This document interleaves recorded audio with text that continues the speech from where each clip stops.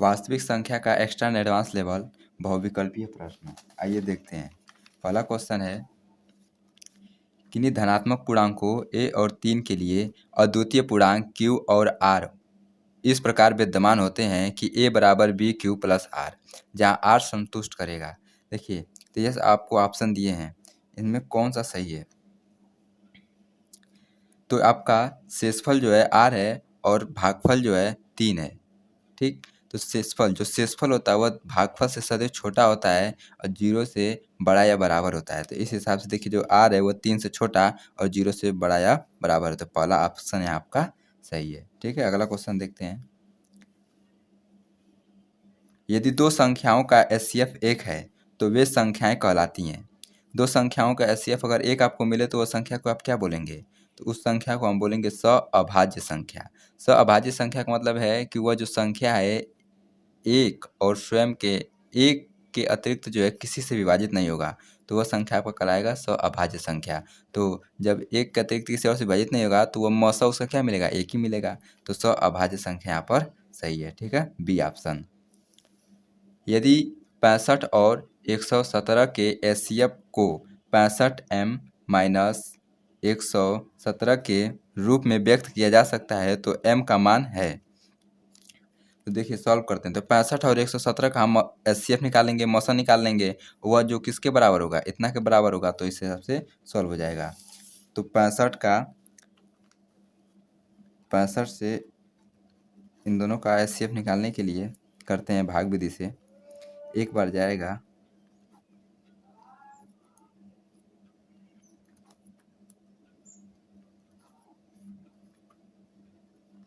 घटा लेंगे, यहाँ से मिलेगा 3, यहाँ से मिलेगा 1 और यहाँ से 52। आपका 13 चौका 52, शून्य आ गया। तो आपका मौसा कितना मिला? आपका मौसम मिला 13। ठीक है, और ये जो 13 है कितने के बराबर होगा? तो मतलब कि क्वेश्चन के द्वारा मौसा क्या बताया जा रहा है? क्वेश्चन के द्वारा मौसा बताया जा रहा है कि 65m माइनस 117। तो ये दोनों आपस में क्या होंगे? बराबर। तो 13 बराबर 65m माइनस 117। सॉल्व कर देते हैं। तो 13 माइनस प्लस हो जाएगा 117 को इधर 95 कर देता हूँ, तो माइनस हो तो इधर आ जाएगा, प्लस हो जाएगा, बराबर 65m। जोड़ देते हैं, 3 7 10 हाथ से रहेगा 1 और 1 और 1 2 और 1 3 हो गया और 1 बराबर 65m। m की वैल्यू 65 दूना को 130, तो आंसर 2। ठीक है, यही आपका आंसर है। तो यहाँ पे ऑप्शन कौन सा सही है? यहाँ पे जो ऑप्शन आपका है तीसरा का बी सही है। ठीक है, देखिए चौथा क्वेश्चन। 22/7 माइनस पाई है, क्या है? शून्य है, अपरिमेय संख्या है, एक अपरिमेय संख्या है, एक प्राकृतिक संख्या है। देखिए, 22/7 आपका क्या है? परिमेय संख्या। पाई क्या है? अपरिमेय संख्या। तो जब भी मैंने बताया था कि परिमेय संख्या में से अपरिमेय को घटाया जाए या अपरिमेय में से परिमेय में मतलब कि जोड़ा या घटाया जाए, अगर एक अपरिमेय है दूसरे का परिमेय है तो आपका जो रिजल्ट प्राप्त होगा वो अपरिमेय प्राप्त होगा। तो ये क्या होगा? तो इसको सॉल्व करेंगे तो अपरिमेय संख्या मिलेगी, मतलब कि यह क्या है? अपरिमेय संख्या है। तो सी आपका सही है। 23/2 की पावर 3 5 की पावर 2 का दशमलव प्रसार होगा।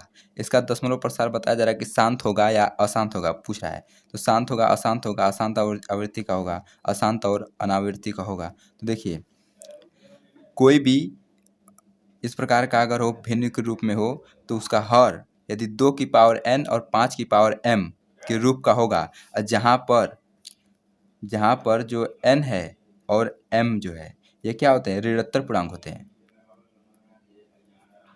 ऋणात्मक पूर्णांक होते हैं। ठीक है, तो ऋणात्मक होते हैं, तो ऋणात्मक का मतलब है कि वह नॉन नेगेटिव होते हैं, मतलब नेगेटिव नहीं होना चाहिए, मतलब कि 0 हो, 1 हो, 2 हो, 3 हो, इस प्रकार से हो। ठीक, तो अब देख लीजिए, यहाँ पे n जो है 3 मिल रहा है और m जो है 2 मिल रहा है। तो इसका मतलब कि ऋणात्मक पूर्णांक है और 2 5 है ये, तो इसका मतलब है कि वह 2 की घाते n और 5 की घाते m के रूप का है। तो मतलब कि ये क्या होगा? शांत होगा। तो ए आपका ऑप्शन सही है। निम्नलिखित में से कौन सा एक सअभाज्य संख्या का युग्म है? सअभाज्य संख्या। देखिए, 5 20 जो है, 5, 20 जो है, यह जो है भाज्य है, सअभाज्य नहीं है। ठीक है, भाज्य मतलब कि क्या है? 5 से 5 विभाजित होगा और 20 भी विभाजित होगा। तो यह क्या आपका भाज्य है। 6 का मान 13 देखिए यह नहीं है, ठीक है। अगला देखते हैं, यह भी है भाज्य वाला, और देखिए यहाँ पे 23 होगा, 33 होगा, तो 33 है, तो यह भी भाज्य है, ठीक है। तो यह भाज्य आपका नहीं है, तो यहाँ पे जो ऑप्शन है यही सही होगा। n के किस मान के लिए 2 की घाते n गुणते 5 की घाते n के प्रसार का अंत जो है 5 पर होगा। n के किस मान के लिए, देखिए 5 पूछ रहा है ना। देखिए आप क्या करोगे कि जैसे मैंने एक सूत्र बताया था कि a की घाते n हो और b की घाते n हो, तो इसके बराबर आप क्या लिखोगे, a गुणते b और इसकी घाते n। तो अब उसी हिसाब से उसको देखिए, 2 की घाते n और गुणते 5 की घाते n, तो अब बराबर लिखोगे 2 गुणते 5 की घाते n, 5 दूना को 10 और इसकी घाते n। अब बताइए, अब n का मान आप कुछ भी रख लीजिए, क्या वो 5 आएगा? नहीं आएगा। तो इसमें से क्या आपका ऑप्शन होगा, इनमें से कोई नहीं। समझ में आई बात ना। अगला क्वेश्चन देखते हैं। आइए अगला क्वेश्चन है, निम्नलिखित संख्याओं में से परिमेय संख्या छांटिए।